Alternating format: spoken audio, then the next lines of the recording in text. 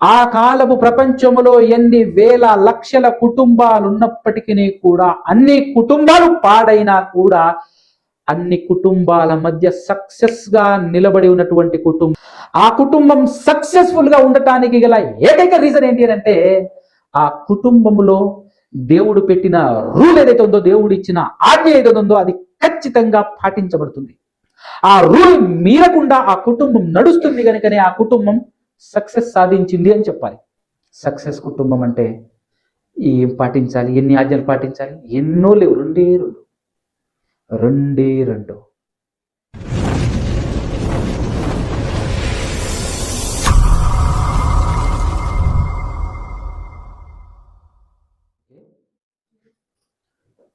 మొదటగా మన అందరి కనతండ్రి, సమస్త సృష్టిని సృష్టించిన దేవుడు, ప్రపంచవ్యాప్తంగా ఉన్నటువంటి ఏ కులమైనా, ఏ మతమైనా, ఏ దేశమైనా, ప్రపంచవ్యాప్తంగా ఉన్న మనుషులందరినీ నిర్మించినటువంటి ఆ దేవునికి ఆయన కుమారుడైన యేసుక్రీస్తు ప్రభుల వారి ద్వారా పరిశుద్ధాత్మ సహాయముతో స్తుతి స్తోత్రాలు కృతజ్ఞతాస్తుతులు చెల్లించుచున్నాను. దేవునిగా ఆయన మాటలు విన్నటువంటి మాటలను గ్రహించి విలువనిచ్చి ఆ మాటల ప్రకారంగా బ్రతకాలి అనే ఆలోచన కలిగి వచ్చి కూర్చున్నటువంటి మీ అందరికీ కూడా క్రీస్తు పేరటనే శుభములు, వందనాలు తెలియజేస్తూ ఉన్నాను.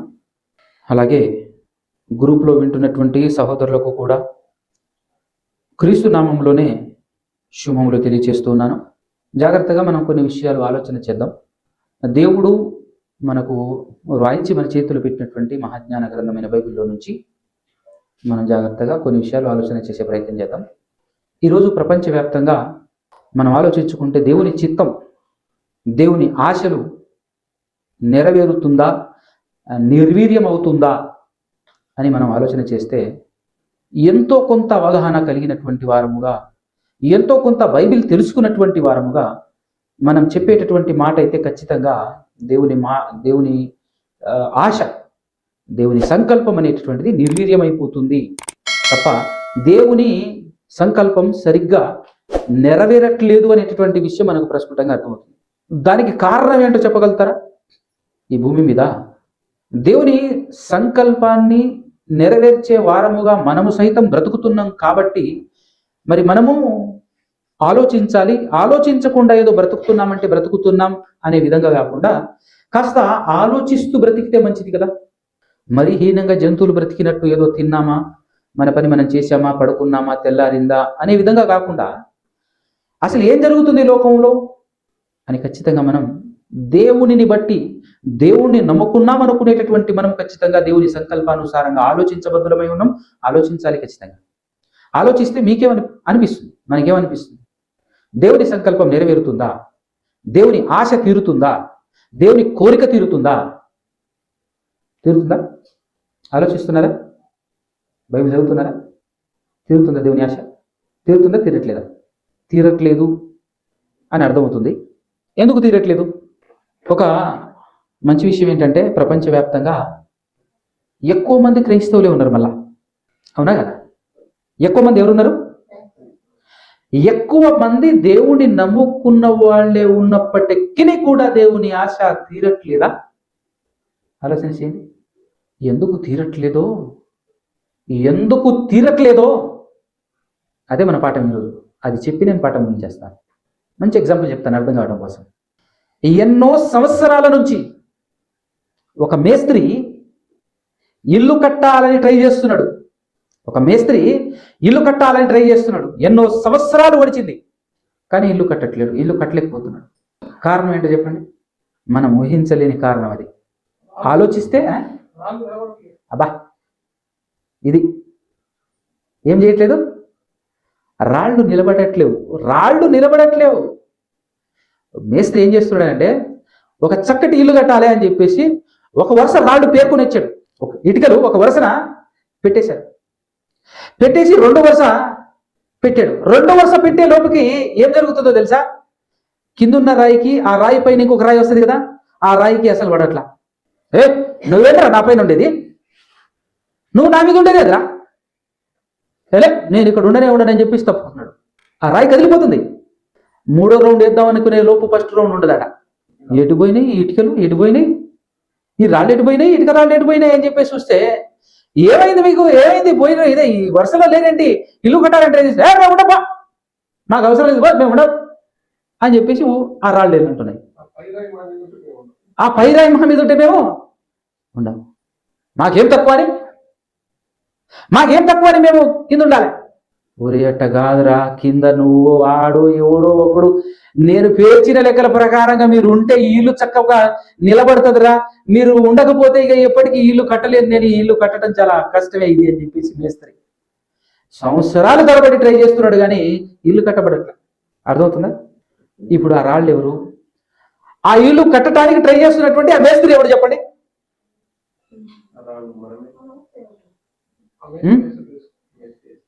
ఆ రాళ్ళు మనమే అని చెప్పటం కన్నా ఆ రాళ్ళు అంటే ఏంటో కాదు. నేను ఇంతకు ముందు కూడా చాలాసార్లు మీకు చెప్పినటువంటి మాట ఏంటంటే, నేను చాలాసార్లు చెప్పాను, ఎన్ని అంతస్తుల బిల్డింగ్ అయినా ఇటుక రాళ్లతోనే కదా కట్టేది, అవునా? ఎంత పెద్ద బిల్డింగ్ ఉన్నా కూడా ఒక్కొక్క ఇటుక పేరిస్తేనే గోడ అవుతుంది, గోడ గది అవుతుంది. అలా 2-3 గదులు గెలిస్తే ఒక ఫ్లోర్ అవుతుంది. అదేవిధంగా మళ్ళా ఒక్కొక్క ఇటుక మీద ఇటుక పేర్చుకుంటూ పోతే మళ్ళా గోడలు తయారైతాయి. ఆ గోడలు కాస్త 4 మూలలు తయారైతాయి, అది గది అవుతుంది. అలాంటి గదులు 4-5 అయితే మళ్ళా అదొక ఫ్లోర్. అలా ఎన్ని ఫ్లోర్లు అయినా కట్టచ్చు.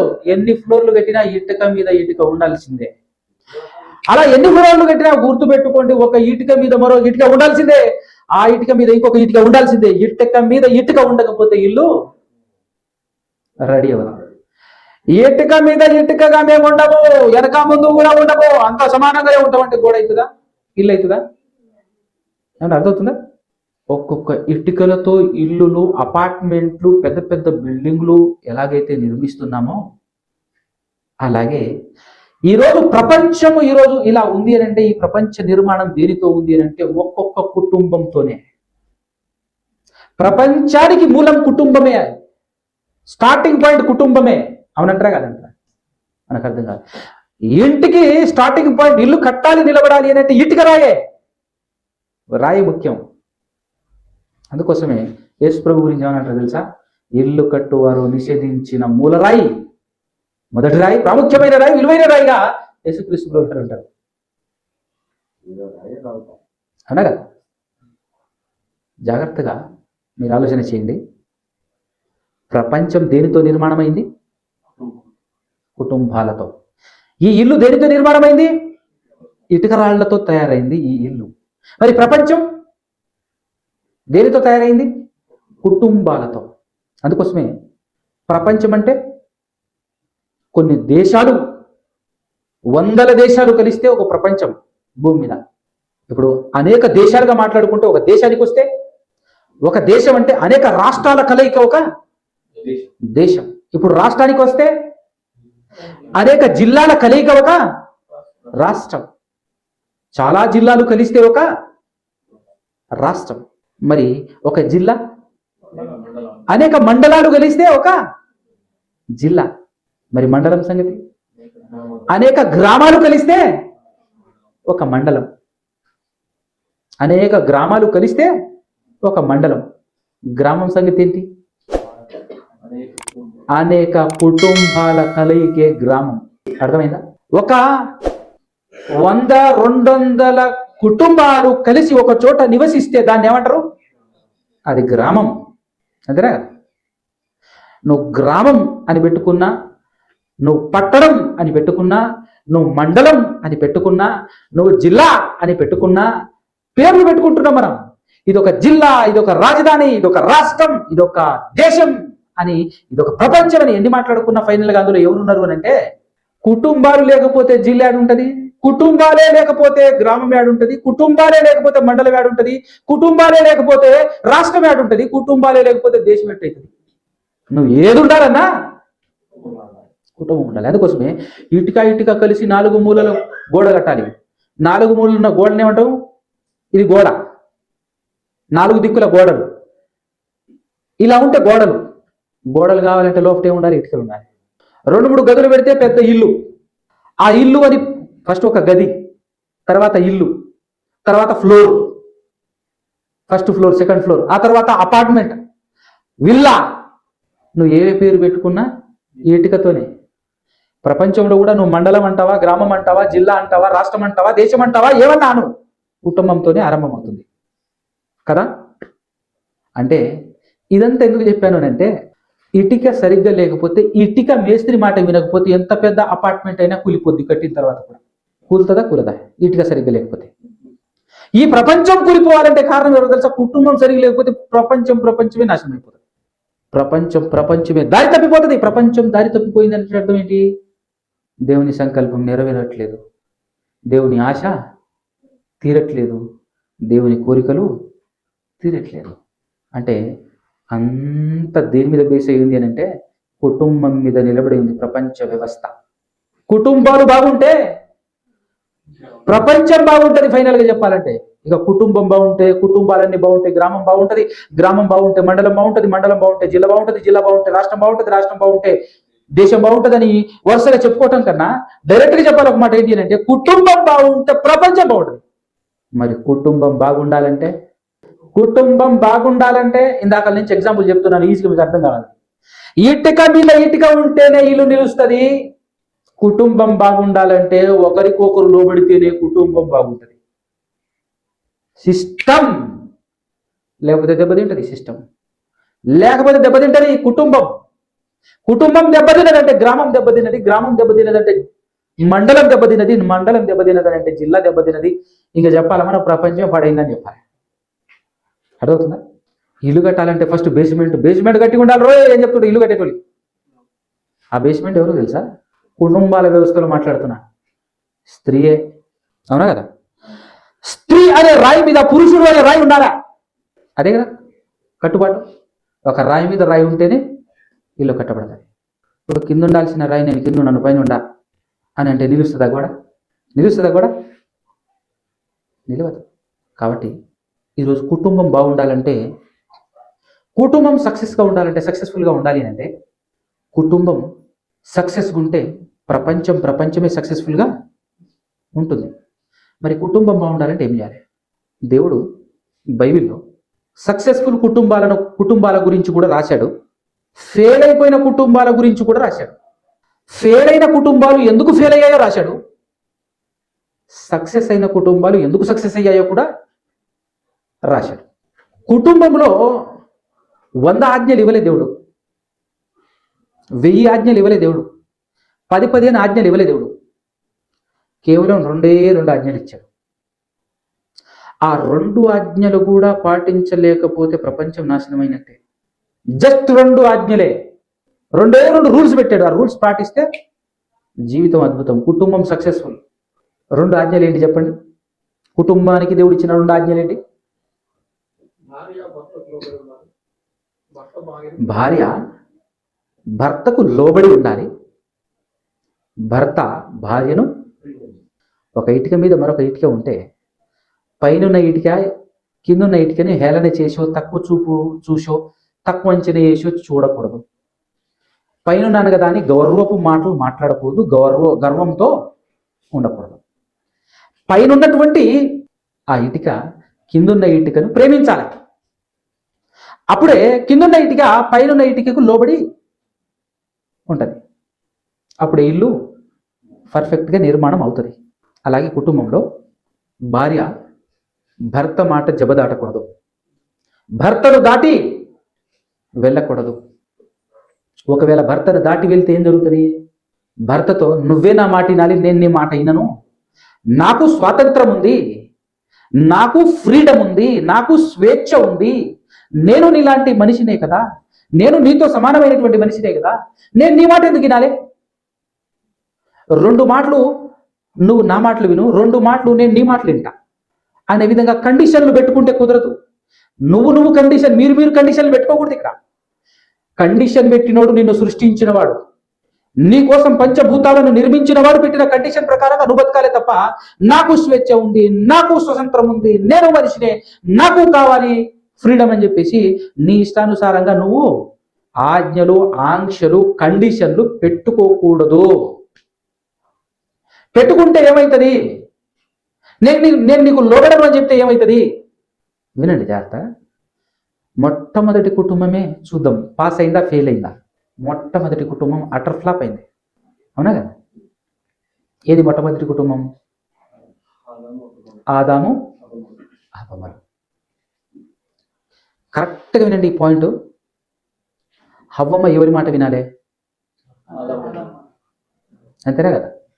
ఇంకా బయటి వాళ్ళ ఎవరి మాటలు వినకూడదు. జాగ్రత్తగా గుర్తుపెట్టుకోండి. కుటుంబాలు, మీ కుటుంబాలు సక్సెస్ సాధించాలి అని అంటే మీరు ఖచ్చితంగా వినాల్సినటువంటి పాయింట్. ఎవరి మాట వినాలి? హవ్వమ్మ, ఆదాము గారి మాట వినాలి. కానీ ఎవరి మాట వినది? ఎవడో ముఖం తెలియనోడు వచ్చాడు బయట నుంచి. ఎవడో వచ్చాడు బయట నుంచి, వాడొచ్చి అంటాడు. వాడొచ్చి చెప్పకముందే భర్త చెప్పాడా లేదా? ఏమని? ఇదిగో అమ్మాయి జాగ్రత్త విని నా మాట, చాలా చెట్లు ఉన్నాయి కదా, ఈ చెట్లన్నీ నువ్వు వేసింది కాదు, నేను వేసింది కాదు, ఓకేనా? ఈ చెట్లు నువ్వు వేసేయలేదు, నేను వేయలేదు. ఇంకో విషయం, ఇప్పుడు ముందు పుట్టినటువంటి వ్యక్తి ఆదామే కదా, తర్వాత పుట్టినటువంటి హవ్వతో ఏం చెప్తాడు? అమ్మాయి అనే కదా. వినో, నిన్ను పుట్టించినోడే నన్ను పుట్టించాడు, నన్ను పుట్టించినోడే నిన్ను పుట్టించాడు, మనల్ని పుట్టించినోడే ఈ తోట వేసాడు, మనల్ని పుట్టించినోడే ఈ తోట వేసాడు, ఈ తోటలో మనం బతుకుతున్నాం. ఆయన ఏం చెప్పిండు తెలుసా? ఈ తోట చెట్ల ఫలాలన్నీ అన్నాడు, కానీ ఇదిగో ఇది ఒక్కటి తినొద్దు అన్నాడు. నువ్వు నా మాట వినాలి. దేవుడు నాకు చెప్పాడు, నేను నీకు చెప్తున్నా, వినాలి. విన్నదా? విన్నట్టే విన్నది. తర్వాత ఎవడో వచ్చి థర్డ్ పర్సన్ వచ్చి చెప్పాడు, ముఖం తెలియనోడు. అలాని వాడు బాంబర్ది కాదు, వాడు అన్నయ్య కాదు, ఏమీ కాదు, ఎవడో అనామకుడు అని చెప్పొచ్చు. అలాంటి అనామకుడు ఒకడు వచ్చి చెప్పింది, ఆహాహాహా ఏం పండు, ఎంత రమ్యముగా ఉంది, ఎంత అందంగా ఉంది, ఎంత సూపర్గా ఉందని వాడు వర్ణిస్తే, వాడు దాన్ని కవి అల్లినట్టు అల్లితే, ఆ అల్లికలకు పడిపోయి ఆ పండు మరలా తినాలి అనుకున్నప్పుడు మా ఆయన తినొద్దన్నాడు, కనీసం ఆయనకు మాటను అడుగుదాం అనేటువంటి సోయి కూడా లేకుండా, ఆలోచన కూడా లేకుండా గబగబా అసలు ఏది తిండే లేదన్నట్టుగా, తిండి దొరకదు అని అన్నట్టుగా గబగబ తినేసి, పోనీ తింటే తిన్నావు సరిపోయింది చాలు, అసలే మా ఆయన తినొద్దన్న దాన్ని నేను తినేశాను, ఇంకా నేను ఆయనకు తెలియకుండానే ఉంటే బాగుంటది, నేను తిన్నట్టుగా కానీ అసలు ఆయనకి చెప్పకూడదు అని ఆరోగ్యం కూడా రాలేదు. చూడు, ఆయనకైతే తెలీదు, నేనైతే తినేశాను అని గమన కూడా ఉండకుండా మళ్ళా తను తిన్నంత మడుగు తిని మరింత ఎక్కువ పండ్లు కోసుకొని పరిగెత్తింది చూడిగా భర్త దగ్గరికి. తింటావా తినవా? మొదట తప్పు ఆవిడ చేస్తే, రెండో తప్పు ఎవరు చేశారు? తెచ్చిన పండును తిని ఆదాము తిని తప్పు చేశారు. కానీ దేవుడు ఏమన్నాడు? అసలు తప్పు నీదేరా అన్నాడు. అసలు తప్పు. అందుకోసం ఈరోజు మొదట పాపం చేసింది ఎవరు అంటే ప్రపంచంలో ఫస్ట్ ప్లేస్లో ఎవరున్నాడు? ఆదాము గారే ఉన్నారు, హవ్వమ్మ లేదా? అవునా కదా? ఫ్రంట్కి ఎవరు వచ్చేసారు? అంతేనా? ఈరోజు మీరు పెళ్లి చేసుకున్నటువంటి స్త్రీలు ఉన్నారు కదా, మీరు తప్పు చేస్తే ముందు ఎవరు వస్తారు? ఎవరిని అంటారు? అనే ఇష్టానుసారంగా తిరుగుతుందనుకో ఒక వ్యక్తి భార్య, ఏమంటారు? ఏమిరా దీన్ని కట్టుకున్నోడు ఎట్లా వదిలేశాడేంట్రా అనరా? ఇట తిరుగుతుంది ఏందిరా నాయన, అసలు వాడు ఉన్నాడా తెచ్చాడా అంటారా? అనరా? అంటే ఎవరి మీదకి వస్తుంది? మళ్ళా కట్టుకున్నోని మీదకే వచ్చేస్తుంది. అందుకోసం ఈరోజు ప్రపంచవ్యాప్తంగా అసలు మొట్టమొదట పాపం చేసింది హవ్వమ్మ అయితే ఎవరి మీద పడింది? ఆ పాపాన్ని ఎవరు మోసుకొని తిరుగుతున్నాడు ఇప్పుడు? మొదటి మనిషి పాపం చేయటం వల్ల, మొదటి ఆదాము పాపం చేయటం వల్ల మరణం వచ్చింది, రెండవ ఆదాము పుణ్యం చేయటం వల్ల. మొదటి పాపం చేసింది ఆదామేనా? మనం కరెక్ట్గా చదివితే అరే మొదటి చేసింది ఆదాము కాదే అనిపిస్తుంది, కానీ ఆదాముకి వర్తిస్తుంది. ఎందుకు? బాధ్యత అప్పచెప్పాడుగా, అనగా సింపుల్గా మీకు అర్థం కావడం అని చెప్తాను.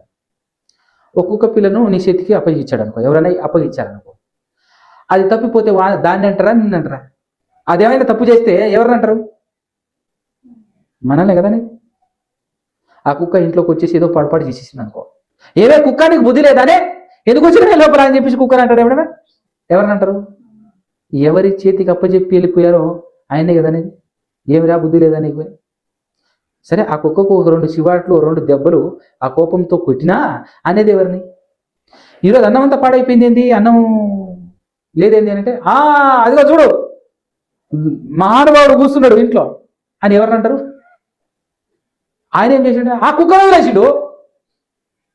ఆయన ఏం చేసిండు? కుక్కను వదిలేసిండు. వాడే కుక్కను గట్టిగా పట్టుకొని ఉంటే మరి ప్రశాంతంగా అన్నం తినేవాళ్ళం కదా. ఆ కుక్కను వదిలేసిండు, అది పోయిన మూతి పెట్టి అంతేనా? ఇది అంతే. అంటే మరి కుక్కతో పోలుస్తున్నానని చెప్పేసి అనకండి, ఎగ్జాంపుల్ అర్థం కావటానికి అన్నా కదా, అర్థం కావడం కోసం ఎగ్జాంపులే. కాబట్టి ఫ్రంట్ ప్లేస్కి ఆదాము గారు ఎందుకు వచ్చారు అని అంటే, ఎందుకు? ఆడేదో తినది, నువ్వెందుకు తినవు? నువ్వెందుకు తినవు? నువ్వు తినకుండా ఉంటే అయిపోయింది కదా. సో దాంతో భార్య మాట విన్నందుకు, భార్య భర్త మాట విననందుకు ఫెయిల్ అయింది కుటుంబం. ఫెయిల్ అయిందా లేదా? చల్ ఇమ్మీడియట్గా మీరు ఖాళీ చేయండి రా, ఏదో తోట ఖాళీ చేయండి అని చెప్పేసాడు దేవుడు. మెడబట్టి బయటికి పెట్టేశాడు. ఇప్పుడేం చేయాలి? సక్సెస్ఫుల్గా రన్ అవుతున్నటువంటి కుటుంబం కాస్త ఏమైంది? కష్టాల పాలైంది, ఇబ్బందుల పాలైంది.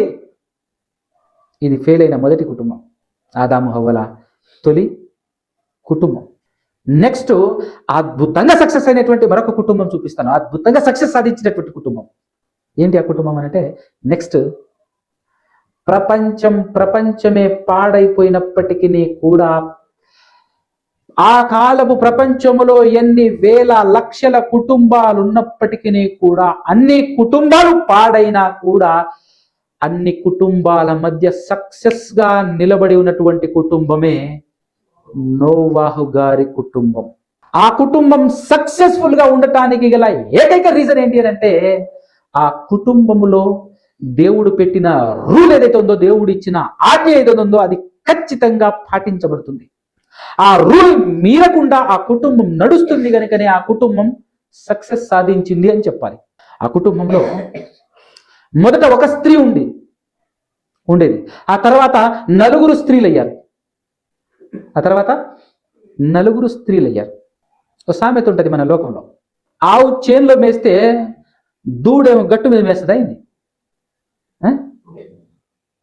దూడ కూడా అక్కడే వేస్తుంది. ఒకవేళ ఆవే ఎక్కడ గట్టున మేస్తే కదా, అంతే కదా, లెక్క ఆడికి వచ్చినట్టే కదా. ఆ టైప్లో ముందున్నటువంటి అత్తగారే భర్త మాట జబదాటకుండా బ్రతుకుతుంది కుటుంబంలో. ఎవరు? అత్త, నోవాహు గారి భార్య. ఏమీ తెలియదు. ఏంటండి అడిగిపోతున్నారు, ఎందుకండి పడవ, ఎందుకు చేయాలండి, లోకమంతా కోడై కూస్తుంటే మీరేంటండి ఓడగట్టాలంటారు, లోకమంతా దర్జాగా బ్రతుకుతుంటే ఏదో పెను ముప్పు వస్తుంది, ప్రమాదం వస్తుంది, జలప్రళయం వస్తుందని మాట్లాడుతున్నారు ఏంటండి మీరు, ఆ లోకం మొత్తం చేస్తే మనము చేస్తాం అనేటటువంటి ఈ విధమైనటువంటి మాటలు, ఈ విధమైనటువంటి సలహాలు అస్సలు తన భర్తకు ఇవ్వలేదు ఆవిడ. మనమైతే ఊకుంటామా? మనం ఊకుంటామా? ఎందుకు? ఆ కుటుంబం మీకు అర్థమవుతుందా? కొన్ని వేల సంవత్సరాల నుంచి ప్రపంచంలో ఉన్న అన్ని దేశముల వారు నోవాహు గారి కుటుంబం గురించి మాట్లాడుకోకుండా ఉన్నారా? భూమి ఉన్నన్ని రోజులు నోవాహు గారి కుటుంబం గురించి మాట్లాడుకుంటూనే ఉంటారు. చూడు ఏంది ఆ మహిమ, ఒక్కసారి ఆలోచించు. దేవుని మాటలు అనుసరించి బ్రతికితే సక్సెస్ ఎట్లుంటుందో తెలుసా? ఈ లోకంలో చాలా మంది లోక సంబంధమైనటువంటి సక్సెస్ చాలా మంది సాధిస్తారు. వాడు చచ్చిపోతే ఎవడికి గుర్తు కూడా ఉండదు, పట్టించుకునే నాదుడు ఉండడు. కానీ దేవుని మాటల ప్రకారంగా బ్రతికి కుటుంబం సక్సెస్ సాధిస్తే ఎంత గొప్ప ఘనత ఉంటుందో అనేటటువంటి విషయం ఈరోజు మనకు ప్రత్యక్షంగా కనబడుతుంది. చూడు, ప్రపంచంలో దగ్గర 200 దేశాలుంటే ప్రతి దేశంలో నోవాహు గారి గురించి తెలుసా? పుట్టబోయే వారందరూ తెలుసుకుంటారు. భూమి నాశనం అయ్యేంత వరకు, క్రీస్తు రెండో రాకడ వచ్చేంత వరకు ప్రతి ఒక్కరూ ఖచ్చితంగా ప్రతి దేశంలో నోవాహు గారి కుటుంబం గురించి మాట్లాడుకోవాల్సిందే. అంత గ్రాండ్ సక్సెస్ అవ్వడానికి కారణం ఏంటి? ఏమీ లేదు. నోరు మెదపకుండా భర్తను అనుసరించటమే, భర్త మీద తిరుగుబాటు చేయకుండా, భర్త మాట జబదాటకుండా బ్రతకటమే. జాగ్రత్తగా ఆలోచించండి. ఒకరి చేతి మీద ముందుకు నడిస్తేనే కుటుంబం అయినా, బండి అయినా, బస్సు అయినా బాగుంటుంది. నేను నడుపుతాను, ఇద్దరు డ్రైవర్లు స్టీరింగ్ పట్టుకొని ఎగులాడుతుంటే బస్సు అడిగిపోతుంది, రోడ్డు మీదనే పోతుంది. అది పొలం గట్ల మీద నుంచి వెళ్తూ ఉంటుంది. ఇక అది ఉండొచ్చు, పడవచ్చు, అంతేనా కదా? ఏ దేశానికైనా ముఖ్యమంత్రులు ఇద్దరు ఉండరా? ఏ రాష్ట్రానికైనా, ఏ దేశానికైనా ప్రధానమంత్రి ఇద్దరు ముగ్గురు ఉండరా? ఎందుకో? డ్రైవర్ ఒక్కడే ఉండాలి. అది బస్సును నడిపించేటోడైనా, దేశాన్ని నడిపించేటోడైనా, కుటుంబాన్ని నడిపించేటోడైనా ఒక్కడే ఉండాలి. నాకు వినలేదా? నా మాట వినకూడదా? అంటే నేనంత లెక్కలేదా అయిపోయిందా? నా మాటకి ఏమాత్రం విలువరా అని అనుకుంటూ ముందుకు వచ్చింది అనుకో, ఇంకా స్టార్ట్ అయినట్టే కుటుంబ పతనం ఆరంభించినట్టే లెక్క. ఇంకా పాడవటానికి సిద్ధపడినట్టే వీళ్ళు. ఈ కుటుంబం ఇక ముందర పడదు, ఈ కుటుంబం ఇక సక్సెస్ సాధించదని చెప్పొచ్చు మనం ఈజీగానే, అవునా కదా? అందుకోసమే ఆ కుటుంబం సక్సెస్ అవ్వటానికి గల కారణం నోవాహు గారి భార్య నోవాహు మాట వినటం మాత్రమే కాదండి. ఆ తర్వాత ముగ్గురు స్త్రీలు ఎంటర్ అయ్యారు అక్కడికి. ముగ్గురు స్త్రీలు ఎంటర్ అయ్యారు. ఇక వాళ్ళల్లో ఏ ఒక్కళ్ళైనా వీళ్ళ మాట వినకుండా ఉంటే ఏం కావాలి పరిస్థితి? కట్టాలంటే 100 మంది కావాలి, కానీ నాశనం చేయాలంటే ఒకళ్ళు చాలు.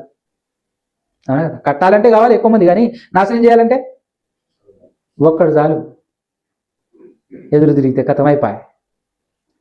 కానీ చూడు మరి, వింత విచిత్రం ఏంటో తెలుసా? ఇక్కడ ఆ ముగ్గురు కూతుర్లు ఎక్కడి నుంచి వచ్చారు అని అంటే లోకంలో నుండే వచ్చారు. ఆ లోకం ఎట్టుందంటే ఏ ఒక్కడు దేవుని మాటకు లోబడే వాళ్ళు లేరు. వా, ఏం కుటుంబం అండి అసలు! ఆలోచించాలి కానీ దిమ్మ తిరిగి మైండ్ బ్లాక్ అయితే ఆ కుటుంబం గురించి. ఏం గొప్ప కుటుంబం అసలు! కరెక్ట్గా చెప్పాలంటే దేవునికి భయపడని, దేవుని పట్ల విధేయత చూపని, లోకములో హేళన చేసేవాళ్ళు, లోకములో దేవుని మాట, దేవుడు నాకు సెలవిచ్చాడు, దేవుడు నాతో మాట్లాడాడు, ఓడగట్టమన్నాడు, ఓడగట్టడానికి అని చెప్పేసి సిద్ధపరుస్తుంటే హేళన చేస్తున్నారు నోవాహుని. నోవాహును చూసి అపహాస్యం చేస్తున్నారు. నోవాహు ఎదురుగా వచ్చేసి నోవాహుతో జోకులేస్తున్నారు. ఒరే పిచ్చివాడ, వర్షమే లేక చచ్చిపోతుంటే ఈడ జలప్రలయం అంటున్నావు, పిచ్చి కనుక పట్టిందా నాయన నీకు అని చెప్పేసి మాట్లాడుతున్న వాళ్ళ కూతుర్లు ఇక్కడికి వచ్చింది. వా, ఇక్కడ చూడాలి, 2 కోణాలు ఆలోచించాలి. ఇక్కడ అద్భుతమైనటువంటి సక్సెస్కి గల కారణం ఏంటంటే 2 కోణాలు. ఒకటి మీకు చిన్న ఎగ్జాంపుల్ చెప్తా, ఇది బాగా కనెక్ట్ అవ్వాలంటే మీకు అర్థం కావాలంటే. ఇప్పుడు ఈ కుటుంబంలో మన షామిలన్న గారు, తర్వాత విజయమ్మ గారు బ్రతుకుతున్నారు. కోడళ్ళు వచ్చారు. వీళ్ళు వచ్చి ఎవరిని చూస్తారు? ఈ ఇంట్లో బ్రతుకుతున్న, ముందు నుంచి బ్రతుకుతున్న వాళ్ళని చూస్తారు. వీళ్ళు ఏం చేస్తున్నారు అంటే, ఇక్కడో గది అక్కడో గది ఉంది, ఎప్పుడు కూడా ఆ గదిలోకి వెళ్ళరు. ఆ గదిలో వెళ్తే గజ్జ గజ్జ గజ్జ గజ్జ గజ్జ వరుక్కుంటూ ఆ ఒక అడుగు అవతల ఒక ఉతిలి, ఒక అడుగు యువతల, ఒక అడుగు అవతల ఒక అడుగు యువతల వేసుకుంటూ జాగ్రత్తగా పోయినట్టే పోయి మళ్ళీ తిరిగి రావటం. అదే చేస్తున్నారు అనుకో, రోజు చూస్తున్న కొత్తగా వచ్చిన కోడలకు కూడా అభయం పుట్టదు.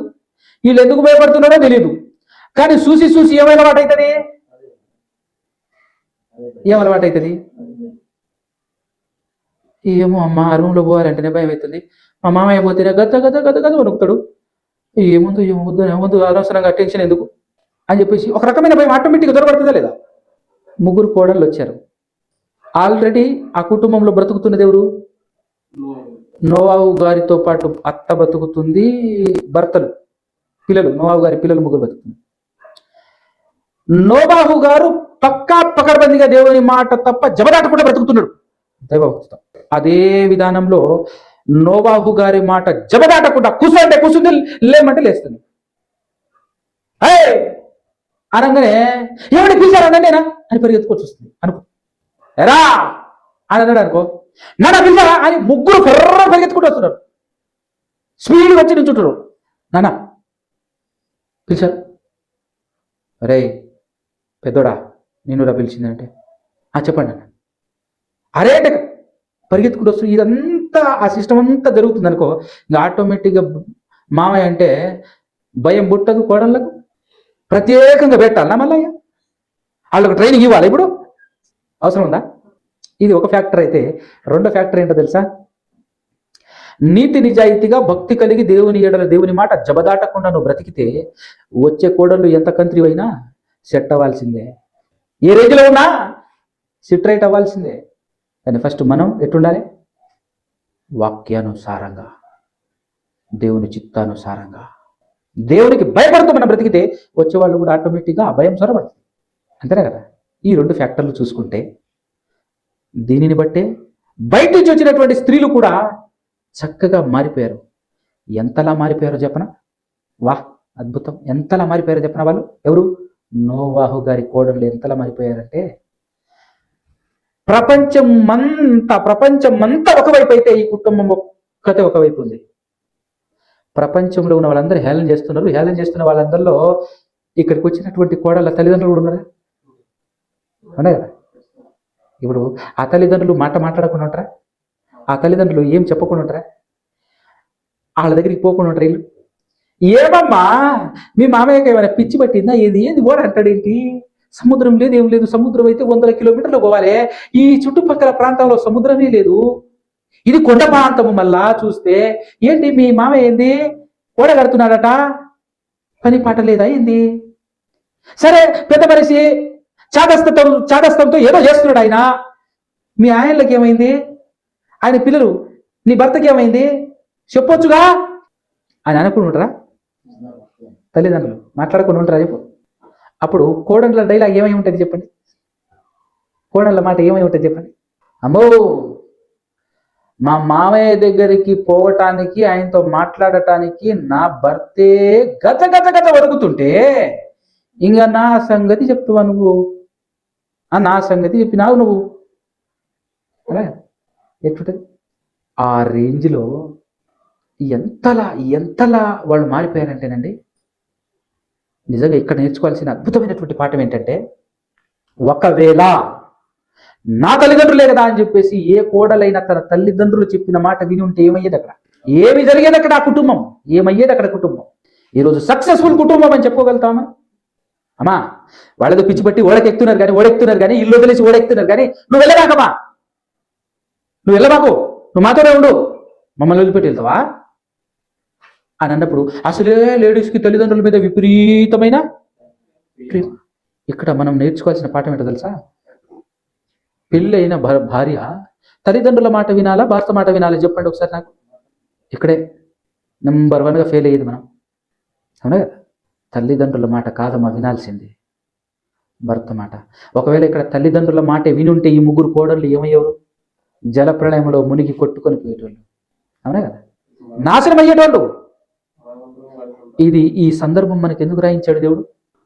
దేవుడు చెప్పాడు, పెళ్ళైన స్త్రీతో నువ్వు నీ భర్తకు లోబడు అని అన్నప్పుడు నీ తల్లిదండ్రుల మాట వింటే కుటుంబం నాశనం అవుతుంది. నీ తల్లిదండ్రుల మాట వింటే కుటుంబం నాశనం అయితే చెప్తున్నాను 100%. మొదటి కుటుంబం ఫెయిల్ అవ్వటానికి థర్డ్ పర్సన్ ఎవడో ఒకటి మాట విన్నందుకు ఏమైంది? కుటుంబం ఫెయిల్ అయింది. రెండవ సక్సెస్ఫుల్ కుటుంబాన్ని చూస్తున్నాం. ఇక్కడ ఫెయిల్ అయ్యే అవకాశం ఏంటి అంటే, ఏ ఒక్క కోడలైనా సరే తన తల్లిదండ్రుల మాట గనుక విని ఉండినట్లయితే ఏమయ్యేది చెప్పండి ఒక్కసారి. దీన్ని బట్టి మనకు అర్థం కావాలి. ఒక్కసారి నిన్ను నీ భర్తకిచ్చి నీ చేతిని తీసుకెళ్ళి నీ భర్త చేతిలో పెట్టేసిన తర్వాత, ఆయన చేయి పట్టించేసిన తర్వాత, పట్టించింది ఎవరు? నీ తల్లిదండ్రులు కదా. పట్టించిన తర్వాత వాళ్ళ ఇష్టానికి మాట్లాడుతుంది. మళ్ళీ దేవుడు ఎలాంటాడో తెలుసా? ఒక మాట అన్నాడు, అమ్మా నువ్వు నీ భర్త మాట విని నీ భర్తకు లోబడి బ్రతకు అని చెప్పాడా లేదా? చెప్పిన తర్వాత ఆ మాటను రివర్స్ తీసుకోలేదు దేవుడు. దేవుని దగ్గరికి వెళ్ళి, ప్రభా నువ్వు చెప్పిన బాగానే ఉంది కానీ అసలు నీ మాట వినట్లేడు కదా ప్రభా, నీ మాట వినట్లేడు కదా మీరు, ఈయన మాట నేనంటే ఇదేది అని అంటే, అవునమ్మా అయితే వద్దు తల్లి, నువ్వు నీ భర్త మాట వినకు అని అని చెప్పాడా? వాడు నా మాట వినకపోయినా పర్లేదు తల్లిగా, నువ్వు మాత్రం వాడి మాట వినన్నాడు దేవుడు తప్ప నా మాట వినని చెప్పి చెప్పలేదు. అది దేవుడు అంటే. ఎందుకు అలా అన్నాడు అంటే, అమ్మా వాడు తప్పు చేశాడని నువ్వు చేయకు, అది దాని అర్థం. వాడు పాపం చేస్తున్నాడని నువ్వు చేయకు. ఎన్ని కష్టాలు వచ్చినా, వాడు కొట్టినా తిట్టినా నువ్వు భరించు. వాడిపైన నేనున్నాను కదా, ఆ నమ్మకంతో బతుకు. వాడి నెత్తి మీద నేనున్నాను కదా, వాడిని ఏం చేయాలనో అది నేను చేస్తాను, నువ్వు జాగ్రత్త. నువ్వు నిమ్మలంగా బ్రతికితే వాడిని ఏం చేయాలి నాకు తెలుసు తల్లి. మెడ వంచాలా, వంచి నీ ముందు నుంచో పెట్టాలా, లేదా ఏం చేయాలా? నువ్వు నాకు సలహా కూడా ఇవ్వాల్సిన అవసరం లేదు, నాకు తెలుసు. నువ్వు మాత్రం నా మాట దాటకు. నేనేమన్నాను? నీ భర్తకు లోబడు, అజయ్ను. కరెక్టే ప్రభు, మా నాన్న వాళ్ళు ఎట్లా అంటున్నారు, మా అమ్మ వాళ్ళు ఎట్లా అంటున్నారు అన్నామనుకో, దేవుడు ఏమంటాడు? ఎవరి మాట వినమన్నాను నేను? భర్త మాట వినమన్నాను కదా, భర్త మాట విన. ఇప్పుడు ఇక్కడ ఏం జరిగింది? నోవాహు గారి కుటుంబంలో తల్లిదండ్రుల మాట వింటే ఏమయ్యేది? ఈరోజు వాళ్ళ గురించి మనం ఇంతలా మాట్లాడుకునే వాళ్ళం. సక్సెస్ కుటుంబం అంటే ఏం పాటించాలి, ఎన్ని ఆజ్ఞలు పాటించాలి? ఎన్నో లేవు, రెండే రెండు అనగా. ఒకవేళ మీకు డౌట్ రావచ్చు, భర్త గలీజోడు, భర్త తాగుబోతు, భర్త భయంకరుడు ఎట్లా అని అనుకుంటున్నారేమో. అలాంటి కుటుంబం కూడా ఉందండి బైబిల్లో, అలాంటి కుటుంబం కూడా ఉంది. తాగుబోతులలోనే నెంబర్ 1 తాగుబోతు ఎస్తేరు భర్త. మనం ఏం తాగుతాం? ఈ లోకోస్తులు ఏం తాగుతారు? ఆయన ముందు సీసాలు పీపాలు తాగుతాడు. ఆయన ఒక్కడే తాగటం సరిపోక మందిని అందరూ పిలుచుకొచ్చేసి తాగుతాడు ఎస్తేరు గారి భర్త. అయినా కూడా ఎస్తేరు ఆయన మాట దాటిందా? భయభక్తులు కలిగి, దేవుని ఎడల భక్తి కలిగి భర్తకు లోబడి బ్రతికింది. దానివల్ల ఎంత సక్సెస్ సాధించింది ఆవిడ? భర్త మారటం మాత్రమే కాదు, తన జాతినంతటిని కాపాడగలిగే స్థాయికి ఎదిగింది ఆవిడ. తన జాతికి జాతి రత్నంలా నిలిచిపోయింది, జాతి రత్నంలా నిలిచిపోయింది. తన జాతినంతటిని కాపాడే స్థాయిలో దేవుడు ఏ రేంజ్లో నిలబెట్టాడు? అది నీ భర్త ఎట్టాంటోడైనా నువ్వు నేను చెప్పిన మాటల ప్రకారంగా లోబడి బ్రతికితే నిన్ను హెచ్చించాల్సిన సమయంలో నేను హెచ్చిస్తాగా. ఏ సమయంలో ఏం చేయాలో, ఏ సమయంలో ఎలా ఉండాలో, ఎలా ఉంచాలో సమస్తం అన్ని విషయాల్లో అన్నిట్లలో నేను చూస్తున్నాను కదా తల్లి. అవునా కదా? అణువణువు, అడుగడుగు, ప్రతి క్షణం, ప్రతి నిమిషం అందరిని అబ్జర్వ్ చేస్తూ పరిశీలిస్తున్నానా లేదా? ఇదేం అన్యాయం జరుగుతుంది, నాకే ఇంత అన్యాయం ఏంటి, నాకే ఇన్ని కష్టాలు ఏంటి అని ఏడుస్తున్నావా? బాధపడుతున్నావా? మర్చిపోకు, దేవుడు చూస్తున్నాడు అనే సంగతి మర్చిపోయినావా? నా దేవుడు చూస్తూనే ఉన్నాడు. ఖచ్చితంగా ఆయన ఏదో ఒక రోజు న్యాయం తీరుస్తాడు, ఏదో ఒక రోజు నాకు మేలు చేస్తాడు, దయచేస్తాడు ఖచ్చితంగా అనే నమ్మకం నీకు లేకపోతే ఎవడేం చేస్తాడు? నువ్వు ఫెయిల్ అవుతావు అక్కడే. అవునా కదా? అది ఎన్ని రోజులైనా కానివ్వండి. రెండోది మనకు గుర్తుండాలి దేవుని మాట, నువ్వు సహింపగలిగినంత కంటే ఎక్కువ బాధ నీ మీదికి రానివ్వడు. నువ్వు ఎంత మటుకైతే సహిస్తావో అంత మటుకు మాత్రమే వస్తాయి నీకు బాధలు, కష్టాలు. నువ్వు సహించగలిగినంత మట్టుకే, అంతకు మించనివ్వడు. మించిన వెంటనే ఆయన చేయడం పెడతాడు. అది జీవము గల దేవుడు, దయగలిగిన దేవుడు, ప్రేమ కలిగినటువంటి దేవుడు చేసేటటువంటి పని ఎంత గొప్పగా ఉంటుంది. కాబట్టి మనం ముఖ్యంగా ఏ పురుషుడైనా స్త్రీ అయినా ధైర్యంగా ఎందుకు బ్రతకాలి అంటే, మా నాన్నున్నాడు అని చెప్పేసి ఒక కొడుకు, ఒక భర్త బ్రతకకూడదు. మా ఆయన ఉన్నాడు కదా అనే ధైర్యం నీకు ఉండాల్సిన అవసరంలా. ఆయనకు పైన నా అసలు సిసలైన కన్న తండ్రి నా దేవుడు ఉన్నాడు అనే ధైర్యంతో బ్రతకు. ఆ జీవితం ఎంత గొప్పగా ఉంటుందో, ఆ జీవితం ఎంత అద్భుతంగా ఉంటుందో. దేవుడు చెప్పిన మాట వేద వాక్కుగా తీసుకొని బ్రతకటంలో పీక్స్కి వెళ్ళి అసలు అంతకు మించి ఎవడైనా బతుకుతాడా? ఆ రేంజ్లో భర్త మాటకు లోబడి బ్రతికే స్త్రీ ఎక్కడైనా ఉంటదా అనే అంత గొప్పగా బ్రతికిన స్త్రీ ఉంది, ఒక స్త్రీ. ఏం మాట్లాడుకుంటాం మనం? ఎంత మాట్లాడుకున్నా ఆవిడ గురించి ఏం మనకు తోచింది కొంచెం మాట్లాడతాం, కానీ ఆవిడ గురించి ఆలోచించాలంటే భర్త మాట లోబడమన్నాడు. అయ్యో నాయనా, ఏంది ఆ లోబట్టం? ఎవరు అనుకుంటున్నారు? శారమ్మ. అందుకోసమే ఈరోజు ప్రపంచానికి తల్లి అయింది. ప్రపంచానికి తల్లి అయింది. భర్త మాట లోబట్టం అంటే చూడ, ఒక్కసారి ఆలోచన చేయండి. ఇక్కడ కూడా భర్త భార్యల గురించినటువంటి జాగ్రత్తగా సన్నివేశాలన్నీ మనం స్టడీ చేస్తే ఎంత అద్భుతమైన విషయాలు బయటకు వస్తాయి తెలుసా?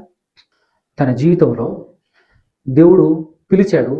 ఊరు అనే నీ ఊరిని వదిలిపెట్టేసి, నీ వాళ్లను వదిలిపెట్టేసి, నీ వాడ వదిలిపెట్టేసి, నీ బంధువులను, నీ కుటుంబాన్ని, నీ తండ్రి ఇంటిని అంతటిని వదిలిపెట్టేసి బయలుదేరు అని అంటే, బాగా వినండి ఇక్కడ మంచి మాట. ఎక్కడికి వెళ్ళాలి ప్రభు అని అడిగిందా దేవుని? ఎక్కడికి వెళ్ళాలని అడిగిందా? ఎక్కడికి వెళ్ళాలో కూడా తెలియదు. బయలుదేరిపోయాడు అంతే. ఇప్పుడు బయలుదేరిపోయాడు సైలెంట్గా, అంతే సైలెంట్గా బయలుదేరినాలనా భార్య? ఏమంటే ఆలోచిస్తున్నారు? ఇప్పుడు మీ ఇంట్లో నుంచి మీ ఆయన బయటికి వెళ్ళాడు అనుకో, ఎన్ని ప్రశ్నలు ఎత్తారు మీరు? ఏమండి ఎక్కడికి? చెప్పిపోండి ఎక్కడికి? ఎన్ని ప్రశ్నలు వేస్తాం కదా. ఏమి లే. ఇప్పుడు శారమ్మ ఏం చేసింది? దేవుడు చెప్పిన మాట విన్నాడు అబ్రహాం గారు. ఇంటికి వచ్చాడు, టకటక సర్దుకో. శారమ్మతో ఏమంటాడు?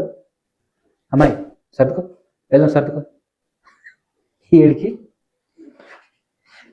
ఆవిడ ప్రశ్న అడిగినా కూడా ఫలానా చోటుకి అని చెప్పడానికి ఆన్సర్ ఉందా ఆయన దగ్గర? ఇప్పుడు ఏడికి అని అడిగే ఇది ఉందా? ఎందుకు? యజమానుడా అని పిలిచింది. ఇప్పుడు యజమానుడు ఏం చెప్తే చేయాలా? ఎందుకు ఏంటని అడగాల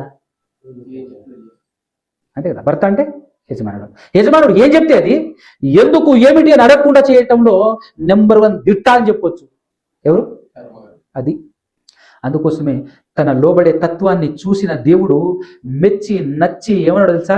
ప్రపంచానికి తల్లివమ్మ నువ్వు అని చెప్పేసి పేరు మార్చాడు. ప్రపంచానికి తల్లివి నువ్వు, వేల కొలది నిన్ను కొనియాడతారు, నిన్ను గనపరుస్తారు అని చెప్పేసి అన్నాడు. ఇప్పటికీ కొనియాడబడుతుందా లేదా? కొత్త నిబంధనలో స్త్రీలందరికీ తల్లి ఎవరు అని అంటే, ఏ స్త్రీలందరికీ? ఎవరైతే గొప్పగా దేవుని మాటలు జబదాటకుండా దేవుని మాటల ప్రకారంగా భర్తకు లోబడి బ్రతుకుతారో అలాంటి వాళ్ళందరికీ తల్లి ఎవరు? శారమ్మ. పురుషుల గురించి ఎవరైతే విశ్వాసం కలిగి ఏ పురుషులైతే బ్రతుకుతారో అలాంటి పురుషులందరికీ తండ్రి ఎవరు? అది లెక్క. పితృపత్రికలు చెప్పాడా లేదా శారమ్మ గురించి? మనం ఇవన్నీ తెలిసినటువంటి విషయాలే కాబట్టి రిఫరెన్స్ చూపించట్లేదు. రిఫరెన్స్ చూపిస్తే మనకు సమయం ఎక్కువ అవుతుంది. మనం మాట్లాడుకోవాల్సినటువంటి అన్ని విషయాలు మాట్లాడుకోలేము. ఇవి మనకు తెలిసినటువంటి విషయాలే కాబట్టి నేను అలా వెళ్తాను. చదువు తెలిస్తే మాట ఒకటి. 3వ అధ్యాయము 6వ వచనము మొదటి పేతురు పత్రిక 3వ అధ్యాయం 6వ వచనం. మా చదువు. ఆ ప్రకారము శారా అబ్రాహామును యజమానుడా అని పిలుచుచు, అది లెక్క, అతనికి లోబడి ఉండెను. అంటే మీరు కూడా ఆవిడికి మాదిరిగా మీ భర్తలకు ఎదురు మాట చెప్పకుండా మీ భర్తలకు లోబడి మీరు బ్రతికితే, అలా బ్రతికితే మీకు ఏ భయం అవసరం లేదు. మీరు ఏ భయానికి బెదిరిపోవాల్సిన అవసరం లేదు, భయపడాల్సిన అవసరం లేదు. నువ్వు నిజంగా ఆ మాట ప్రకారంగా బ్రతికితే, నువ్వు గట్టిగా నమ్ము, నా వెనకాల నా దేవుడు ఉన్నాడు అని నమ్ము. నీ భర్తకు లోబడి బ్రతకకపోతే భయపడు, ఎందుకంటే నీ వెనకాల దేవుడు లేడు. నీ వెనకాల దేవుడు లేడు, నీ వెనకాల దేవుడు ఉన్నాడు అని నువ్వు ఖచ్చితంగా నమ్మాలంటే నీ భర్త మాట జబదాటకుండా బతుకు. నీ వెనకాల ఖచ్చితంగా చెప్తున్నాను దేవుడు ఉన్నాడు.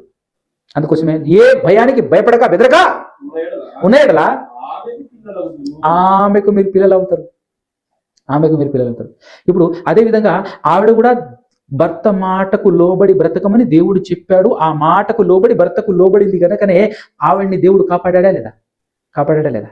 ఒకానొక సందర్భంలో ఐగుప్తు రాజు ఫరో ఏం చేశాడు? పట్టుకెళ్ళాడు. ఎవరిని? శారమ్ని పట్టుకెళ్ళాడు. ఎంతమంది వచ్చి పట్టుకోవటానికి, ఎంతమంది వచ్చేసి ట్రై చేసినా సరే ఎల్లు అని ఈయన చెప్పాడే. చెప్పకపోతే నిలబడి ప్రాణాలు వదిలేస్తే తప్ప ఒక అడుగు కూడా లేదు. అది జబదాటకుండా ఉండటం అంటే. ఏమండి అని చూసింది. ఆయన అన్నాడు, సరే నువ్వు, వాళ్ళు వచ్చారుగా తీసుకుని పోవటానికి, వాళ్ళు వచ్చారు కదా నువ్వు అని చెప్పాడు. మీరు చెప్పారు కనుక పోతున్నా, వాళ్ళు పిలుస్తున్నారు కనుక పోట్లే, మీరు చెప్పారు కనుక పోతున్నా అని పోయింది. టచ్ చేయనిచ్చాడా దేవుడు? ఇప్పుడు అర్థం కావాలి మనకు. నువ్వు నిజంగా నీ భర్త మాట విని బ్రతికితే నీ వెనకాల దేవుడు ఉన్నాడని మర్చిపోకు. నీ వెనకాల నీకు సపోర్ట్గా నీ తరఫున దేవుడే ఉంటే ఇక ప్రపంచంలో నీకు విరోధి అని చెప్పించుకోతారు మీద రోమపత్రికలో చెప్పాడు లేదా? ఎవడన్నా రమ్మని చూద్దాం. నీ వెనకాల దేవుడు ఉంటే ఏం మాటలండి దేవుడు చెప్పాడు. సక్సెస్ ఎందుకు కావట్లేదు, దేవుని ఆశ ఎందుకు తీరట్లేదు అంటే సింపుల్, ఏమీ లేదు. భర్త మాట లోబడి బ్రతికే తత్వం చచ్చిపోయింది ఈరోజు ప్రపంచంలో ప్రతి కుటుంబంలో. ఉందా? ఎన్ని ప్రశ్నలు అవునా కదా? ఒకసారి కాదు, 2 సార్లు. ఇంకొకసారి అబీమెలెకు, గెరారు దేశపు రాజు, ఫిలిస్తీయుడు, అతను ఏం చేశాడు? అతను కూడా భలే అందంగా ఉంది అని చెప్పేసి పట్టుకెళ్ళటానికి వస్తే అప్పుడు కూడా ఏమండి అన్నది. కళ్ళు మూసుకొని వెళ్ళింది. దేవుడు కల్లోకి వచ్చి వార్నింగ్ ఇచ్చాడు, బిడ్డ నువ్వు తీసుకొచ్చిన ఆవిడ్ని కనుక టచ్ చేయాలరా, తోలు కాదరా నాయన, మామూలుగా ఉండదు నీ పని. భూమి మీద గెరారు దేశం అనేది ఒకటి ఉండేదట అని మాట్లాడుకోవాల్సి వస్తుంది చెప్తున్నా. నామరూపకాలు లేకుండా చేసేస్తున్నావు, జాగ్రత్త అని అంటే గడ్డ గడ్డ గడ్డ గడ్డ వణుకుతూ, ప్రభా ఇదిగో నేను మంచోడిని ప్రభు, నీతి ఆయన నా చెల్లి అన్నాడు కాబట్టి తీసుకొచ్చాను ప్రభు, భార్య అని ఉంటే నేను టచ్చే చేయకపోయాను. అవునులే కానీ గమ్మున ఉదయాన్నే లేచి ఎట్ట తీసుకొచ్చావట్ట మళ్ళీ అప్పగించుకో అన్నాడు. తెల్లారి లేచి ఫస్ట్ చేసిన పని అదేవాడు ఆయన. ఇదంతా ఎందుకు రాయించాడు దేవుడు? నువ్వు యథార్థంగా భర్త మాటకు జబదాటకుండా బ్రతికితే భర్త వల్ల నీకు కొంచెం ఇబ్బందులు కలగొచ్చేమో, కానీ నీ వెనకాల దేవుడున్నాడని మర్చిపోకు, నీకు తోడుగా దేవుడున్నాడని మర్చిపోకు. అవన్నీ చూస్తున్నాడు, ప్రతి దాని లెక్క అప్పచెప్పాలి నీ భర్త. తాట తీయకపోతే అడుగు, వాడేదో నేను అధికారిని, నేను భర్తని, నేను ఎట్టంటే ఎట్ట కొట్టొచ్చు, నాకు అధికారం ఉంది అని అనుకుంటున్నాడేమో. వాడిని కొట్టేటోడు పైన ఉన్నాడన్న సంగతి తెలియాలి. ఆడు నిన్ను కొడితే మహా అంటే ఏం కొడతాడు చెప్పు? ఈపుల మీద నుంచి 4 దెబ్బలు కొడతాడు, పెద్ద విషయం కూడా కాదు అది. మానిపోతాయి, ఎన్ని కొట్టినా మానిపోతాయి. కానీ దేవుడు కొడితే ఎట్టుంటది?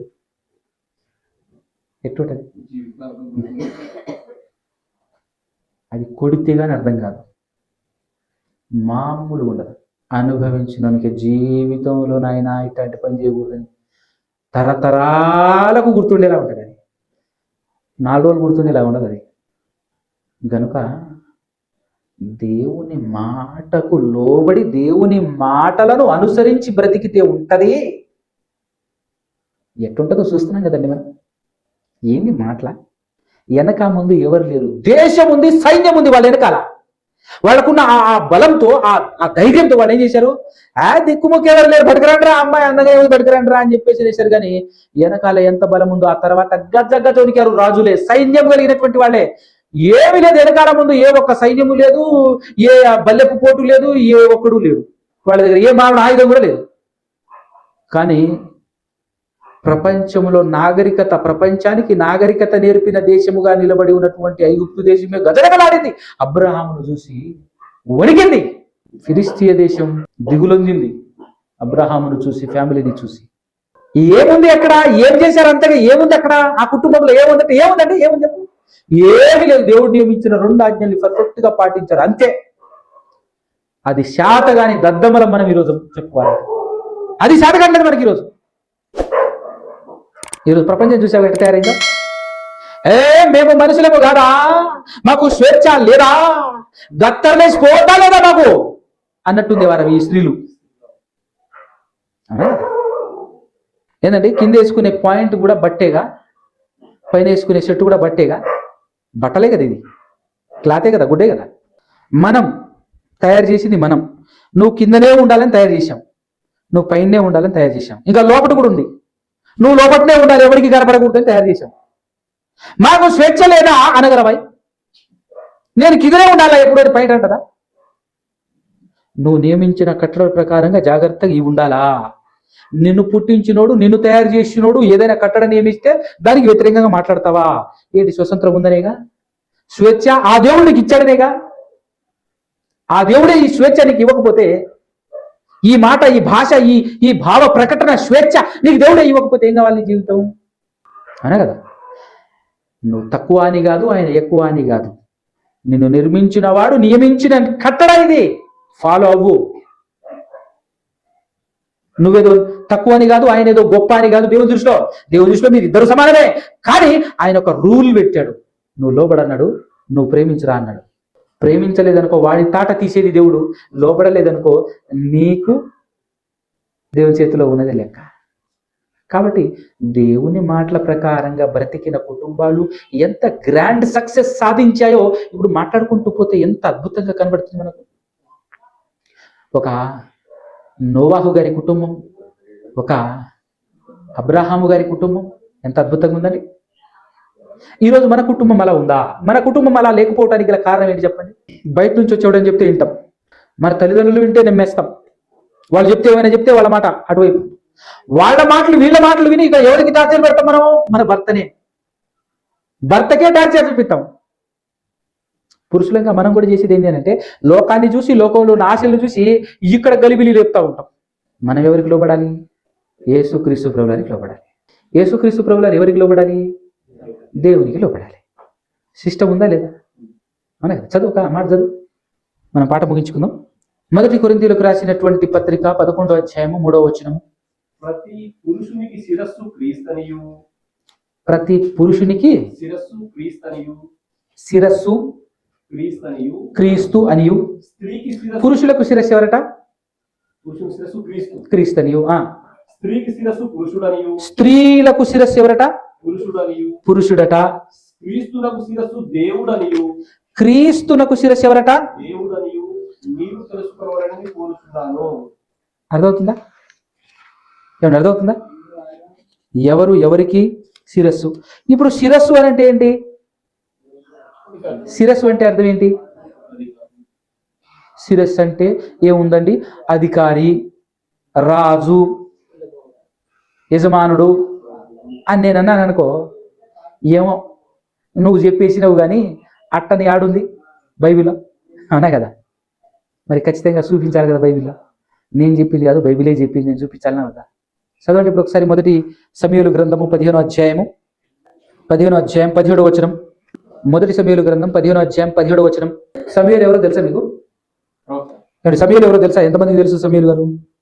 సమూయేలు గారు న్యాయాధిపతి ప్లస్ ప్రవక్త. మాట్లాడుతుంది ఎవరు? సమూయేలు. అందుకు సమూయేలు గారు నీ దృష్టికి నీవు అల్పుడుగా ఉన్నప్పుడు. ఎవరితో మాట్లాడుతున్నాడు? ఎవరితో మాట్లాడుతున్నాడు? సౌలు. ఇజ్రాయేలీలకు మొదటి రాజు సౌలుతో మాట్లాడుతున్నాడు, సౌలు గారితో మాట్లాడుతున్నాడు. ఏమని మాట్లాడుతున్నాడు ఇప్పుడు చదువు. నీ దృష్టికి నీవు అంటే దేనికి పనికిరాని వాడిగా ఉన్నప్పుడు అని, అవునా కదా? అల్పుడవుగా ఉన్నప్పుడు. ఇశ్రాయేలు గోత్రానికి ఏమయ్యావు నువ్వు అంటే ఏమయ్యాడు? శిరస్సు అయ్యాడంటే ఏమయ్యాడు? రాజయ్యాడు కదా. అంటే శిరస్సు అంటే ఏంటి? ఇప్పుడు రాజు. రాజు. ఇప్పుడు శిరస్సు అన్న దగ్గర రాజు అని పెట్టుకొని చదువుడి. 11 ఇక్కడ కాదు, 11 మొదటి కొరింథీ పత్రిక 11:3లో ఇప్పుడు చదవండి. అది ప్రతి పురుషునికి రాజు ఎవరు? క్రీస్తనియు. స్త్రీకి రాజు పురుషుడనియు. క్రీస్తుకు రాజు. ఈరోజు క్రైస్తవులే తెలుసుకోవట్లే ఈ విషయం. పెద్ద పెద్ద పాస్టర్లే తెలుసుకోవట్లే ఈ విషయం. తెలుసుకోండి రా బాబు అంటుంది ఎవరు? పౌలు గారు. నేను కోరుకుంటున్నాను మీరు తెలుసుకోవాలని చెప్పేసి పౌలు గారు మొత్తుకుంటుంటే, కదంతా మాకు సంబంధమే లేదు. క్రీస్తు మీకు రాజు ఓకే, కానీ క్రీస్తుకు కూడా పైన రాజు ఉన్నాడు అనే కదా. అందుకోసమే మగ్దలిని మరియతో అంటాడు ఏమని తెలుసా? అక్కడైతే అద్భుతంగా చెప్పాడండి. మీ దేవుడు, నేను కాదు, మీ దేవుడు అక్కడ ఉన్నాడు, నా దేవుడు అక్కడ ఉన్నాడు, మీ దేవుడు కూడా ఆయనే, అవునా కదా? ఎంత క్లియర్గా చెప్పాడు మగ్దలిని మరియతో అండి. ఏమన్నాడు? నీ దేవుడును నా దేవుడును అంటే ఏం చెప్పాడు అసలు? ఏం చెప్పాడు తెలుసా? నేను కాదురయ్యా మీకు దేవుడిని, మీ దేవుడు నా దేవుడు అయిన వాడు పైన ఉన్నాడు, అక్కడికి నేను ఇప్పుడు ఎక్కిపోతున్నాను. మీ తండ్రి నా తండ్రి, నీ దేవుడు నా దేవుడు. ఏంటి ప్రభు నువ్వు కదా మా దేవుడు అంటే? లేదు నాయన, మీ దేవుడు అక్కడ ఉన్నాడు, ఆయనే నాకు కూడా దేవుడు, మీ దేవుడు అయినటువంటి వాని యొద్దకు నేను ఎక్కిపోతున్నాను అన్నాడండి. అర్థం ఏంటి? ఇక్కడ ఇంకా క్లారిటీగా చెప్పింది కదా. స్త్రీకి రాజు ఎవరు? భర్త, పురుషుడు. ఆ భర్తకు రాజు ఎవరు? యేసుక్రీస్తు. ఆ యేసుక్రీస్తుకు రాజు ఎవరు? అబ్బా ఎంత క్లారిటీగా ఉంది, అవునా కదా?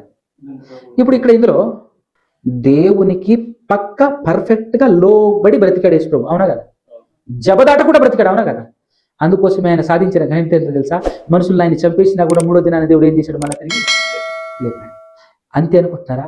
సర్వశక్తిమంతుడైన దేవుని కుడిపాశాన కూర్చొని ఈరోజు 3 లోకాలు వెళ్తున్నాడు. వా, అది ఘనత, గొప్ప విషయం. గొప్ప విషయం కదా. ఇంత గొప్ప విషయం ఎప్పుడు అర్థమవుతుంది అంటే, యేసుక్రీస్తు దేవుని కుమారుడు అని అంటేనే ఆ గొప్పతనం ఉంటుంది. కానీ ఈరోజు యేసుక్రీస్తే దేవుడు అన్నాం అనుకో, ఆ గొప్పతనాన్ని అంతటి మనం ఏం చేసినట్టు? జీరో చేసినట్టు. ఎందుకు తెలుసా? ఆయన దేవుడైతే భూలోకాన్ని జయించడం పెద్ద విషయం ఏముంది? పాపాన్ని జయించడం పెద్ద విషయం ఏముంది? చచ్చిపోవటం పెద్ద విషయం ఏముంది? అవునా కదా? నన్ను దేవుడిని చేయమని చెప్పు, నేను కూడా యేసు ప్రభువులా చేస్తా అని చేస్తా. అంతేనా కదా? దేవుడైతే ఇవన్నీ చేయటంలో గొప్పేమీ లేదు, గొప్పతనం ఏమీ లేదు. దేవుడు కాబట్టి దేవుని కుడి పక్కన కూర్చున్నాడు, అందులో గొప్పతనం ఏముంది కదా? ఆలోచించట్లేదు. క్రైస్తవులు అనే వాళ్ళు ఆలోచించలేకపోతున్నారు. క్రైస్తవ్యం అంటేనే క్రీస్తును వెంబడించటం, క్రీస్తు అడుగు జాడల్లో నడవటం. ఇప్పుడు యేసుక్రీస్తు ప్రభుల వారు నడిచిన దారిలో మనం నడవాలి అంటే, యేసుక్రీస్తు ప్రభుల వారు దేవుడు అనుకుందాం. నువ్వు నడవగలవా దేవుని దారిలో? దేవుడు బతికినట్టు నువ్వు బ్రతకగలవా? ఎందుకు? ఆయన దేవుడు, నువ్వు మానవుడివి. ఎట్ట బతుకుతావండి? బతకగలుగుతావనా? బతకలేము. ఇప్పుడు బతకలేం కాబట్టి యేసుక్రీస్తుని అనుసరించలేము కాబట్టి ఇప్పుడు క్రైస్తవం ఏమైంది? క్రైస్తవ్యమే గల్లంత అయిపోయినట్టే కదా. అసలు క్రైస్తవం ఏంటంటే క్రీస్తుని వెంబడించడమే క్రైస్తవం. అదే కదా బైబిల్ చెప్పింది, క్రీస్తు అడుగు జాడల్లో నడవాలని క్రీస్తు మనకు మాదిరి ఉంచి పోయినాం, పేతురు గారు చెప్పారు. ఇప్పుడు క్రీస్తుని అనుసరించి బ్రతకాలంటే మనం ఆయన ఒకవేళ దేవుడైతే అనుసరించగలమా అంటే, తెలియకుండానే క్రైస్తవ్యాన్ని ఎలా నిర్వీర్యం చేశారో తెలుసా? మళ్ళీ అవతల నుంచి వాళ్ళందరి గుంపు ఎక్కువ కాబట్టి, ఇది నోవు కాలంలో మిగతా వాళ్ళందరూ గుంపు ఎక్కువ కాబట్టి హేళన చేసినట్టు ఈరోజు మనల్ని హేళన చేస్తున్నారు. సత్యం చెప్తుంటే, వాళ్ళు దొంగలరా, వాళ్ళు అబద్ధిక బోధకులరా, యేసు దేవుడు కాదంటారా వాళ్ళు అని చెప్పేసి చెప్పడమే తప్ప, అందులో ఉన్న అసలు మీనింగు, అసలు ఏం చేస్తున్నారు, ఎంత పొరపాటు పడుతున్నారు, ఎంత నిర్వీర్యం, క్రైస్తవ్యాన్ని ఎంత జీరో చేస్తున్నారు అనేటువంటి విషయం ఆలోచించలేకపోతున్నారే. మనం కూడా ఎట్లాంటి వాళ్ళమో తెలుసా? గుంపును చూసి భయపడతాం, దేవుని చూసి భయపడమా? మన వాక్యాన్ని చూసి భయపడతామా? ఆడిపో గుంపు ఎక్కువ ఉన్నారా నాయన, మళ్ళా మనం వాళ్ళ మాట లేదనుకో, ఆ గుంపులో మిమ్మల్ని నేను చేర్చుకో. కొన్ని ఏరియాలో అయితే అండి, ఈ సత్యవాక్యాన్ని విని నిలబడినటువంటి వాళ్ళ కుటుంబంలో ఎవరైనా చేస్తే సమాధికి రాని అట్లా, అప్పుడు వీళ్ళు ఏం చేయాలి? భయపడి వేరే గత్యంతరం లేక తెలుసుకున్న నిజాన్ని సమాధి చేసేసి వాళ్ళతో పాటు సాగాలిగా. అంటే బలవంతంగా భయపెట్టి లాక్కుంటున్నట్టే కదా. ఏం చేస్తున్నారు ఇట్లాంటి వాళ్ళు? ఎవరు చేస్తున్నారు ఈ పని అంటే క్రైస్తవులు అనుకునే వాళ్ళే. నేనైతే వాళ్ళని క్రైస్తవులుగా అసలు ఒప్పుకోను, బైబిల్ ఒప్పుకోదనుకో, అది వేరే విషయం. క్రైస్తవులుగా చెప్పుకుంటూ ఇబ్బంది పెట్టడం, భయపెట్టడం, ప్రలోభ పెట్టడం, విశ్వాసుల్ని భయపెట్టడం, ఆడికి పోతివా ఇంకేమిలే నెక్స్ట్ నుంచి ఎట్టుంటది, శాపాలు పెట్టేటాడు ఒక పాస్టర్, ఇంకో రకంగా భయపెట్టేటాడు ఇంకో పాస్టర్. ఇప్పుడు పాస్టర్కి భయపడటము, సమాజానికి భయపడటము, గుంపును భయపడటము తప్ప వాక్యానికి భయపడే మనుషులు లేరు ఈ కాలంలో. వాక్యం అంటే చెప్తుంది, జాగ్రత్తగా వినండి, వాక్యమే నీ ఆత్మను రక్షించేది అని అంటే, వాక్యం సంగతి దేవుడు ఎరుగు, కానీ ఈ రోజు మేము బతకాలంటే ఆయన దగ్గర అలా వెళ్ళాల్సిందే అనే రేంజ్లో ఉన్నారు. నేనేంటంటే నాకు అసలు ఏ లాభము వద్దు, అవసరం కూడా లేదు. చచ్చిపోయేంత వరకు లేదా ఎవడైనా చంపేసేంత వరకు నేను చెప్పాల్సింది మాత్రం ఉన్నదోడు చెప్పుడు పోతా. నమ్మినోడు నిత్య జీవం పొందుతాడు, నమ్మని వాడు పోతాడు నిత్య నరకానికి. ఒకటే జీవితం, ఒకటే సావైన బతికైన వాక్యానుసారంగా బతికి చచ్చిపోవాలంతే. దేవుని మాటల ప్రకారంగా బ్రతికితే ఉండే ధైర్యం, ఆ ఉండే ధైర్యం లెక్కలు వేరే అంతే. సావు కూడా చిన్నగా కనబడుతుంది. దేవుని మాటల ప్రకారంగా బ్రతికితే సావు కూడా చాలా చిన్నగా కనబడుతుంది అంతే. ఎందుకంటే ఫీల్ అవుతున్నాను కాబట్టి చెప్తున్నాను. నేను ఎన్నో చోట్లకి వెళ్తుంటే, అమ్మ మన బాక్సుకు గండి పడేటట్టే ఉందిరా నాయన అని చెప్పి చాలామంది నాకు వ్యతిరేకంగా నిలబడేది ఎవరు కాదు, పాస్టర్లే. ఎన్నో ఏరియాలో ఆ దేవుని మహాకృపను బట్టి చాలామంది ఆలోచిస్తున్నారు, చాలామంది రికవర్ అవుతున్నారు. చాలామంది అన్నా, నేను సొంతంగా బైబిల్ చదువుతున్నానన్నా, నాకైతే ఇట్టనే అర్థమైందన్నా, చదవనన్ని రోజులు మాత్రం మా పాస్టర్ చెప్పింది నిజం అనుకున్నానన్నా, ఈరోజు మా పాస్టరు ఇబ్బంది పెడుతున్నాడు. కుటుంబాన్ని కట్టాల్సిన పాస్టర్ ఎందుకు ఇబ్బంది పెడతాడు మీరు? ఎందుకంటే ఆయన దగ్గర నుంచి నువ్వు వెళ్ళిపోతే ఆయన కొంచెం తక్కువైతాయి, కాసులు తక్కువైతాయి. దీనికోసమా పని చేయాల్సింది పాస్టర్? దేవుడు అన్నాడు, ఈ లోకంలో ఇద్దరు యజమానులు, ఒకటి సిరి, ఒకటి దేనికి దాసులు. ఈరోజు పాస్టర్లు దేవునికా సిరికా? నువ్వు ఎట్ట బతుకుతున్నావు, నీ బ్రతికెట్టుంది, నువ్వు దేవుళ్ళు ఉన్నావా, కరెక్ట్గా ఉన్నావా, వాక్యానుసారంగా బ్రతుకుతున్నావా అని చెక్ చేసి పాస్టర్లు కనబడుతున్నారా? నువ్వు ఏడనన్నా పో, ఏమన్నా దాగు, ఎట్లనన్నా బతుకు, ఆదివారం వచ్చి కానుకలేసిపోదారు అంతే. అంటే తన స్వలాభమే చూసుకుంటున్నాడు తప్ప ఆత్మీయ ప్రయోజనాలు ఏమైనా ఆలోచిస్తున్నాడా ఈరోజు? కాబట్టి జాగ్రత్త పడండి. జనాలకు, పాస్టర్లకు కాదు మీరు భయపడాల్సింది, దేవునికి భయపడాలి, వాక్యానికి భయపడాలి. దేవునికి భయపడాలి, యేసు ప్రభుకు భయపడాలి. యేసు ప్రభు ఏం చెప్పాడు? ఆయన తదనంతరం వచ్చిన అపోస్తలులు, ఆత్మపూర్వులైనటువంటి అపోస్తలు ఏం చెప్పారు, వాళ్ళు ఏం ఆజ్ఞాపించారు అనేది ఈరోజు ఎవరు చూడట్లేరు. కాబట్టి ప్రియులారా ఖచ్చితంగా ఆలోచించండి. కుటుంబం బాగుంటే ప్రపంచం బాగుంటుంది. దేవుడి చిత్తం నెరవేరాలి అంటే కుటుంబం బాగుండాలి. రాజుకు ఎదురు తిరుగుతారా? నా రాజుకు నేను ఎదురు తిరగగలనా? నా రాజు యేసుక్రీస్తు ఎదురు తిరగలనా? యేసుక్రీస్తుకు రాజు దేవుడు, దేవునికి ఎదురు తిరగగలడా యేసుక్రీస్తు గారు? అది జరగదు, ఇది జరగకూడదు, కానీ జరుగుతుంది. ఇదే మిస్టేక్, ఇదే పాపం. నీ రాజును నువ్వు ఎదురు తిరగగలవా? ఓ స్త్రీ గురించి మాట్లాడుతున్నా. నీ రాజు నువ్వు తిరుగుబాటు చేయగలవా? చేస్తే అదే పాపం. అక్కడితో ఆరంభమవుతుంది పతనం. కుటుంబం నుంచి మొదలెట్టి ఎక్కడి వరకు పోతుంది? ఎంత పెద్ద ఇల్లు కట్టుకున్నానండి, ఇటుకలు సరిగ్గా లేకపోతే మొత్తం కుప్పగూలాల్సిందే. ఇటుకలే కుటుంబం. కుటుంబం వల్ల బాగలేకపోతే ప్రపంచం పాడైపోయినట్టు. కాబట్టి రెండు ఆజ్ఞలు కుటుంబంలో మనం పాటించాల్సింది. భయం భక్తి కలిగి భర్త అయినటువంటి వాడు భార్యను ప్రేమించాలి. భార్య భర్తకు లోబడి బ్రతకాలి. భర్త ప్రేమించాలంటే ఎలా ప్రేమించాలో తెలుసా? నీ శరీరమునకు వలె ప్రేమించాలంటాడు. దాని గురించి మాట్లాడితే ఇంకా చాలా సమయం పడుతుంది. ఏనాడైనా నీ శరీరాన్ని నువ్వు తిట్టుకుంటావా? ఏనాడైనా నీ శరీరాన్ని కొట్టుకుంటావా? డబ్బులు లేకపోయినా పండుగ వచ్చిందంటే కొత్త బట్టలు అలంకరించేసి నీట్గా సబ్బు పెట్టి రుద్ది రుద్ది రుద్ది రుద్ది రుద్ది ఓపిక తెచ్చుకొని మరి అద్దం ముందు కాసేపు నిలబడి అబ్బా ఏం అందంగా ఉన్నావు రాను అని చెప్పేసి చెప్పుకొని మురిసిపోతుంటావే. అలానే నీ భార్యను చూసి నువ్వు మురవాలే. అలానే నీ భార్యను చూసి నువ్వు ప్రేమించాలి. నీ శరీరాన్ని నువ్వు ఎలాగైతే ప్రేమించుకుంటున్నావో అలా ప్రేమించాలి నువ్వు భార్యను. లేకపోతే లెక్క అప్పచెప్పాలి బ్రదర్, గుర్తుపెట్టుకో. చూస్తున్నాడు పైన ఉన్నాడు, అవునా కదా? ఆయన జాడించి తన్నే వరకు తీసుకురాకు. ఓకేనా? చాలా సంతోషం. విన్నటువంటి మాటలు హృదయంలో బదులుపరుచుకొని వాటి ప్రకారంగా నువ్వు నేను మనమందరము బ్రతకాలి అని కోరుకుంటే మాటలు ముగిస్తున్నాను. కళ్ళు మూసుకొని తల్లి నుంచి చిన్న ప్రార్థనతో ముంచుకున్నాను. పరమ తండ్రి, పరిశుద్ధుడా, పరమందు వాసిన రాశి ఆశీర్వాదాలకు కారణం తండ్రి.